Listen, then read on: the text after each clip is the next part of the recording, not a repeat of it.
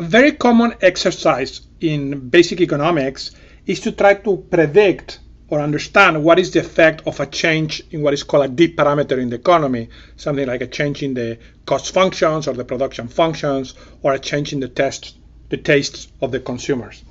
Such an exercise is called a comparative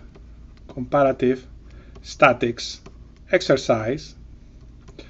And if you want to understand the term, you just notice that what we want to understand is how the equilibrium price changes before and after the change. The general form of this exercise looks as follows. Let A be a parameter of interest. So it could be, for example, a parameter that indexes the technology state that we care about, or the weather, or something like that. And then what we can write is the demand function for every consumer as a function of P and the parameter A. We can model how that parameter changes the demand function, the same thing for every firm.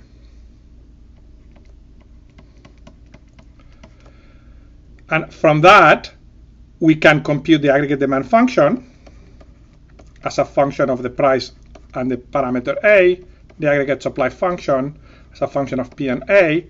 We equate them and we get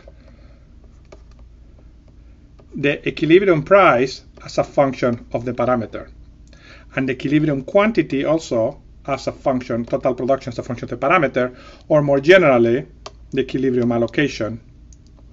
We care about other details of the allocation as a function of the parameter.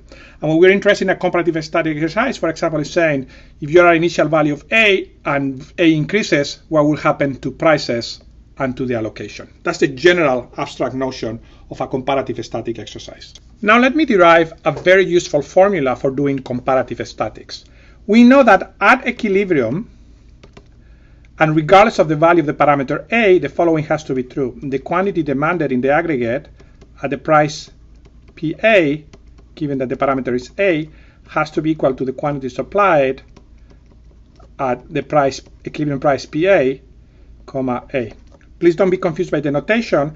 This is the equilibrium price as a function of A, and A is just a parameter that may enter and affect directly where the demand, aggregate demand and aggregate supply curves are.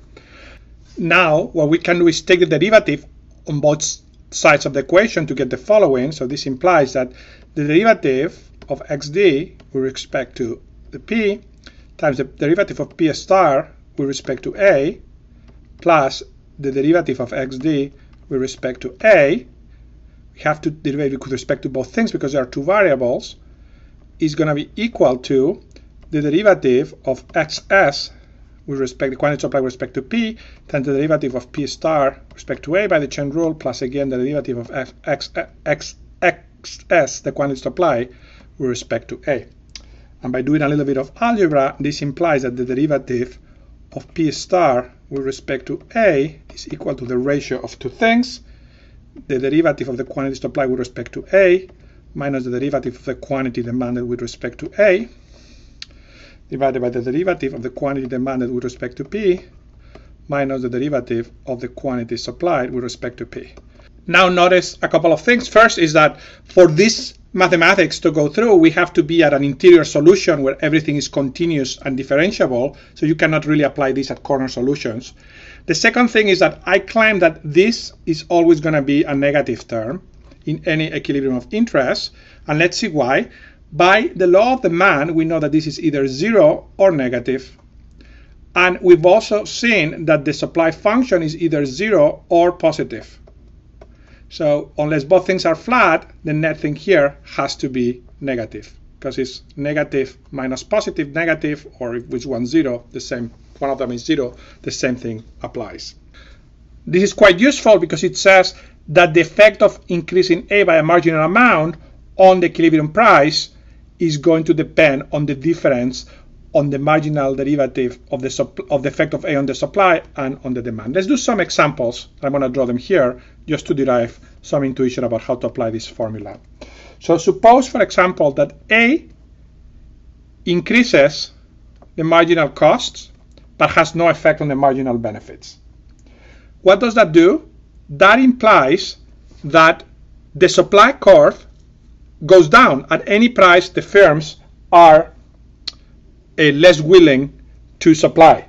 So that means that the supply with respect to A becomes negative. But what does that imply? Well, this is 0, this is negative, the denominator is negative. This implies that the price goes up. In other words, a parameter change, an increase of a parameter that increases marginal cost ends up increasing equilibrium prices. Let's look at another example. Suppose that we have an parameter A that is, it increases,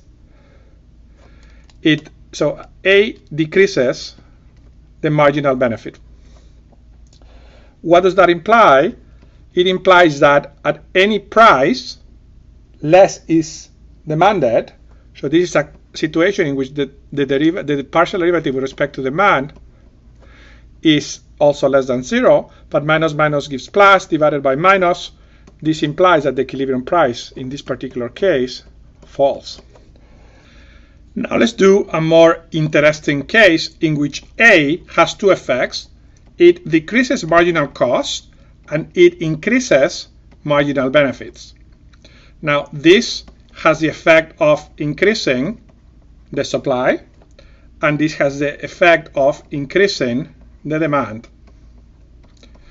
We know that that by itself is going to tend to decrease the prices by the inverse logic that we saw in this case, and the opposite here. So the question is, what is the net effect? The net effect, the net or the sign of dP star of A is going to be equal to minus the sign of dxs dA minus dx d with respect to A. In other words, if the effect on A in supply is greater than in demand, then the price will go down. If, on the other hand, the effect on demand is greater than the effect on supply, the price will go up. And if they are exactly the same, they balance each other, they will have no effect.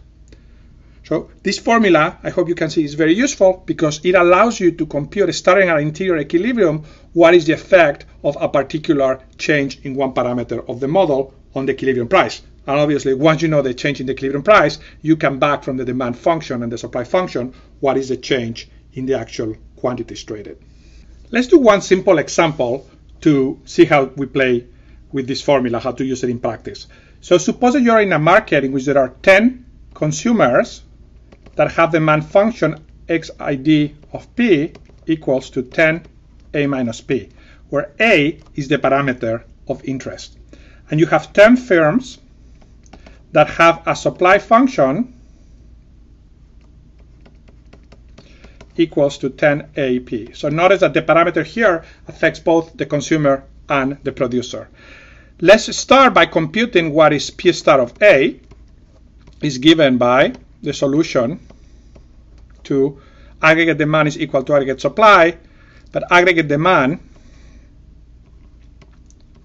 is just going to be equal to the horizontal addition of 10 times this, which is 100A minus 10P, and aggregate supply is going to be given by the horizontal addition of this, which is just given by 100 AP. If you do the algebra, this implies that P of A, P star of A, is equal to 100A divided by 100A plus 10. Notice that this number is always less than 1 for any A greater than 0. Okay.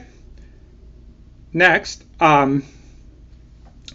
we want to know what happens to the price, the derivative of the price, equilibrium price with a function of A, but we know from the previous formula that the sign of dP star with respect to A is equal to the sign of ds to minus the sign of dxs with respect to A minus the effect of A on the demand. So what can we do?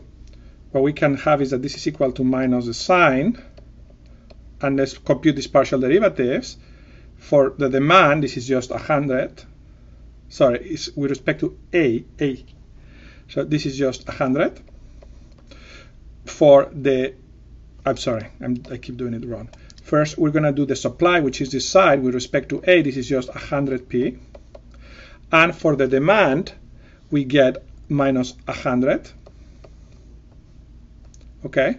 But we know that P is less than 1, so that means that this term is going to be less than 0, and together this implies that the sign is positive, because this is negative, minus times negative, it gives you a positive sign. So we know that in this particular example, when we increase A, we are going to have an increase in the equilibrium price. And by the way, we didn't need to use the formula. If you plot this graph as a function of A, what you're going to get is something like this, approaching asymptotically 1, so it's always increasing. So we already knew this, but it's useful to show that the formula works to train our trust of the theory.